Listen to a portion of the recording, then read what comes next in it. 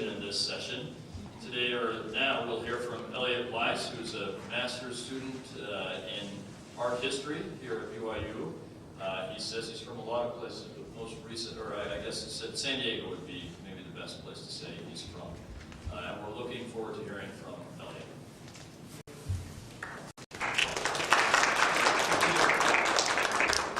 I'm very honored to be here. I generally research medieval and early Renaissance art, so I hope that it's not too obvious to you that I'm thousands of years outside of my general period with this topic. The title of my paper is An Odor of Sanctity, the Iconography, Magic, and Ritual of Egyptian Incense.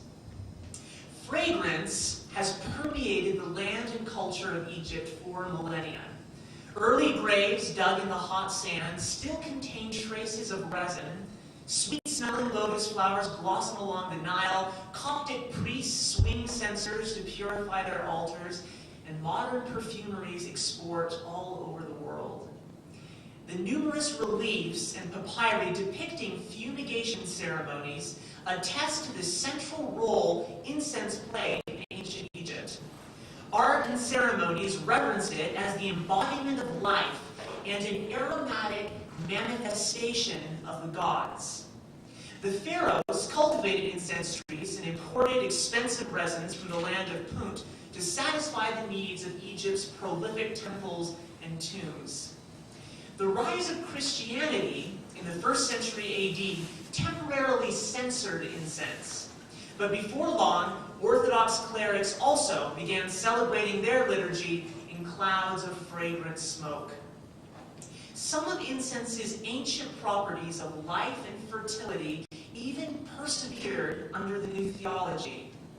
By examining the iconography and magic of incense, this paper will trace the themes of rejuvenation, intercession, and deification from their cultic and funerary origins to their reverberations in the monasteries and churches of Coptic Orthodoxy. The most common depictions of incense in ancient Egypt come from tombs and temples where standard scenes present a pharaoh or priest fumigating a mummy or the statue of a god.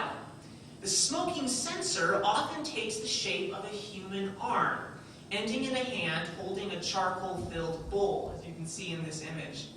The officiator would select precious pellets of resin from a small compartment located halfway along the arm and throw them into the bowl. These censers proliferated during the middle and later dynasties of Egypt, and they even imitate the direct hieroglyph for offering, which is an arm. In addition to pictorially recalling the gift-giving nature of fumigation, the long arm-shaped censer prevented burns from the hot charcoal and also prevented the incense from being polluted by human hands.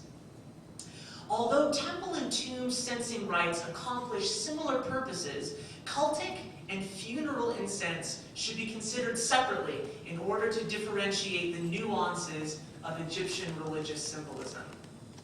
A 19th dynasty relief from the temple of Seti I at Abydos provides a classic example of cultic temple fumigation. Seti leans forward towards a statue of Amun-Ra, his right hand pouring water over a bouquet of lotus flowers, while his left hand wafts the smoke toward the god. The incense signifies reverence and prayer, but on a deeper level, it also evokes the literal presence of the deity by perfuming the sanctuary with the, quote, fragrance of the gods. The temple text from the ritual of Amun describes incense coming from the pores of Amun. Quote, the god comes with his body adorned, which he has fumigated with the eye of his body. The incense of the god, which has issued from his flesh.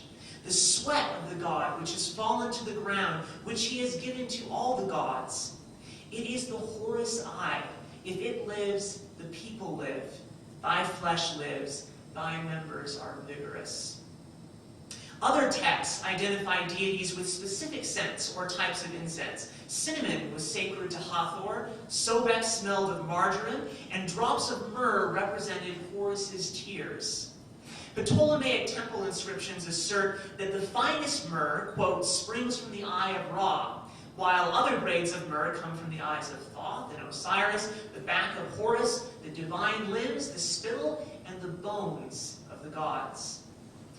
The Egyptians carefully bought, transported, and stored their frankincense and myrrh, treating the pieces of resin like emblems of their gods' bodies. Hatshepsut immortalized her expensive expeditions to Punt on the walls of her mortuary temple at Deir el-Bahri. Rows of men carry incense back to Egypt so that the sacred precinct could have, quote, the odor of the divine land. The monetary worth of incense doubtlessly signified the depth of Egypt's devotion, and fittingly, priests burned these expensive gifts before equally expensive statues made of gold and precious stones. Religious secrecy veiled the process for making incense, which required a set number of days, a symbolic list of ingredients, and magic spells. Perhaps the priests believed that as they compounded fragrant resins with honey, wine, and even raisins, they were mysteriously creating the bodies of the gods. Thus, as the pharaoh and his priests burned resin before the temple statues, they emblematically offered the god to the god. Incense became the sensory equivalent of the cult statue, a manifestation in scent that complements the visual manifestation in gold or wood. Myths and legends throughout Egypt's history recount how the gods reveal their divinity through scent. In Plutarch's Isis and Osiris, the queen of Byblos sees through Isis's disguise only when she smells the ambrosia-like fragrance of the goddess. And the coffin texts mention the, quote, fumes and scent of the god Shu, described as the storm of half-light, or byproduct of incense. Osiris has a particularly ancient connection to incense, and you can see him here on the throne with his crook and his flail. Scholars believe that his name used to mean the place of the eye, in reference to the account of Horus offering his sweet-smelling eye to his father as a token of his victory over Seth. Egyptian texts continually associate the eye of Horus with incense, sometimes linking it specifically to the sticky juices of labdanum, which collected like heavenly tears on gum cistus bushes. As the place of Horus's eye, Osiris became synonymous with these incense bushes, and the Egyptians reverenced the goats wandering through the gum cistus patches as manifestations of the Osirian ram of Mendes. As they ate the bushes, the goats' beards became caked with the hardened labdanum, and the incense could then be harvested by cutting off their beards.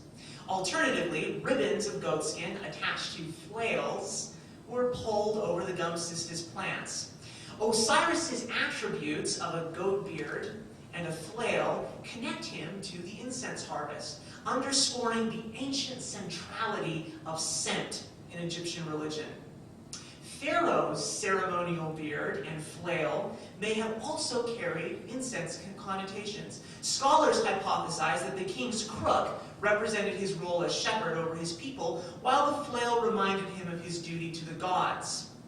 As tools for collecting labdanum, though, the flail and beard may have also likened the king's intercession for his people to gathering incense for the temple altars, and then using those clouds of smoke to mediate between heaven and earth.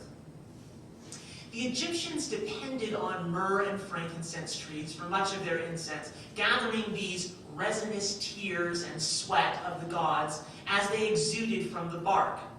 These fruitful trees were venerated as mother goddesses, their resin described as divine menstrual blood. Incense also derived fertility from solar associations, equating the eye of Horus with the sun. Incense lamps, like this drawing from a wall painting, offered light and aroma to the dead, and they combined both tree and solar symbolism by intentionally taking a cone shape to imitate sycamores, incense trees sacred to Osiris. Their light-producing function imitates the sun, of course, and their triangular form recalls the symbolic sun rays streaming down